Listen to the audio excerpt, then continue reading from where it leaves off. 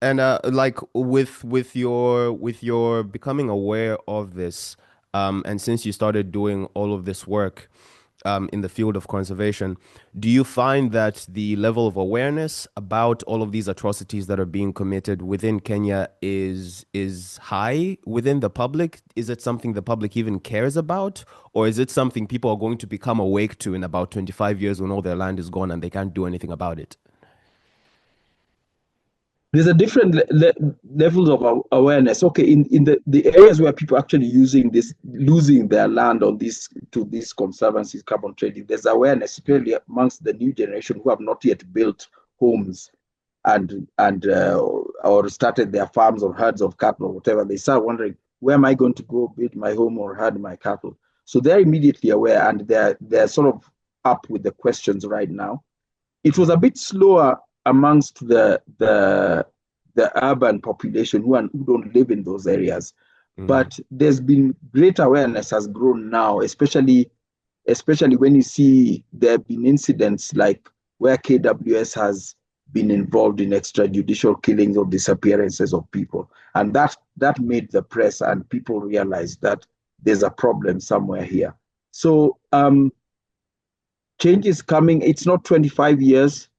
There are hard questions coming, and certainly the next 10 years, I'd say, would be very crucial. Mm. What the model like what KWS is doing today is not socially sustainable over like Yeah. the next decade. Okay. Um, because we have to, at some point, our people's interests have to come to the forefront, not the interests of tourists. Yeah. Okay. And so like with the experience that you have as an activist, what in your estimation do you think needs to be done on a grassroots level to Mm. start, inspiring some sort of change, either on a governmental level, either on a local Mm. level? Like what ought to be done by people? Should people go and buy land? Should they enter partnerships in communities? Like, should they create their own organizations that then Mm. go and start engaging in conservation? Like, what can people do? I think, yeah, people have to take ownership of their resources. This includes Mm-hmm. river, forest, whatever, so that whatever conservation of the environment, make no mistake, is vitally important and of wildlife. Mm-hmm. But once people take ownership, then the conservation is done in their interests, as in you keep the river clean because you're drinking water from there. Yeah. You keep the forest intact because you need it for beekeeping, medicinal plants, wood fuel, whatever those things are. But Mm-hmm. all this starts from ownership.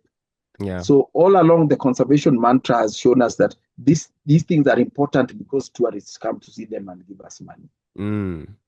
But it is not tied to local livelihoods. And local livelihoods is farming, Yeah. livestock keeping, whether it's beekeeping or whatever. Those are the local livelihoods. So we must put those at the forefront.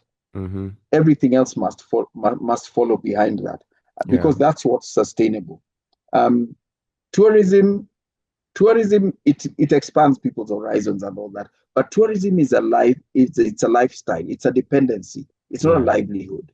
Yeah.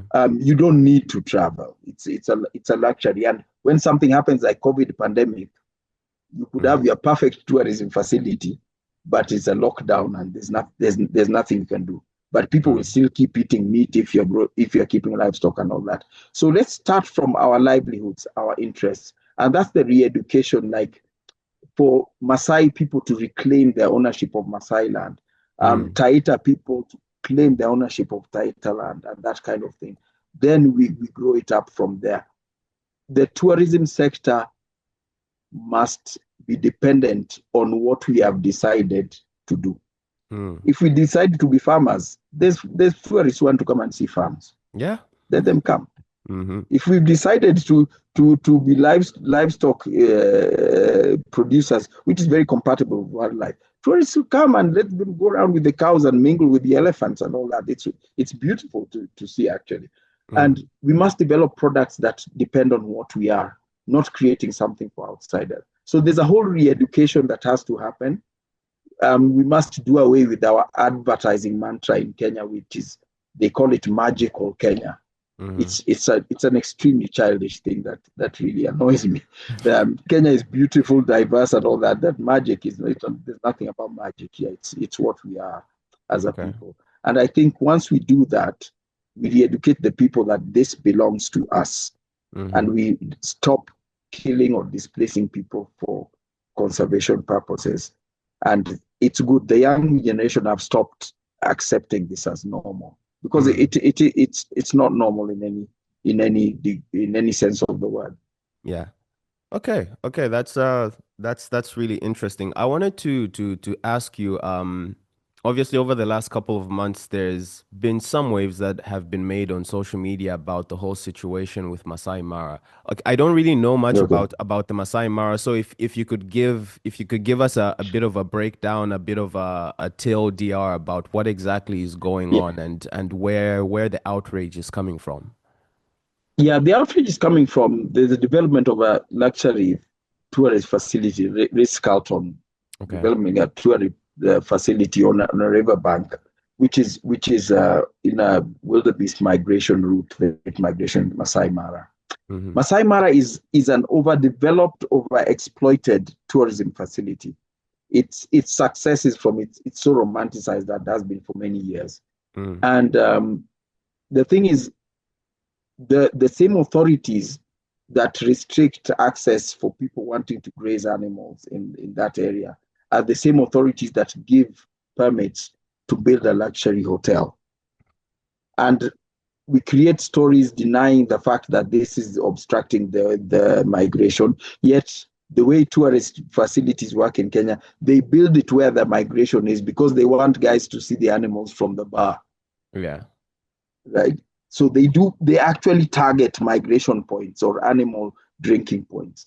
So that's a snapshot of the problem that Masai Mara, like our wider conservation sector, is geared towards serving the interests of the elite Mm-hmm. because the clients of that hotel are the elite, the owners are elite, Mm-hmm. the people who work there are all elite. So it is something by the elite for the elite, yet taking advantage or actually compromising an ecosystem that should be Mm-hmm. supporting the livelihoods of many locals. So that's very much the problem, and it's driven by propaganda. There's so much propaganda in the West that people don't realize. Mm. Even in animated movies like The Lion King, you have these African animals in an African landscape, but they're speaking in American voices, the American accents, and there's no black person anywhere in sight. That's some powerful propaganda right there. Mm. Black people actually end up seeing that movie and they don't see themselves there. They see Yeah. themselves as interlopers. Mm-hmm. And this is the propaganda cycle that we have to break in Mm-hmm. media, in tourism industry, the hotel industry, and in government structures. The Mm. Masai Mara is a snapshot of everything that's really wrong with safari Okay. tourism.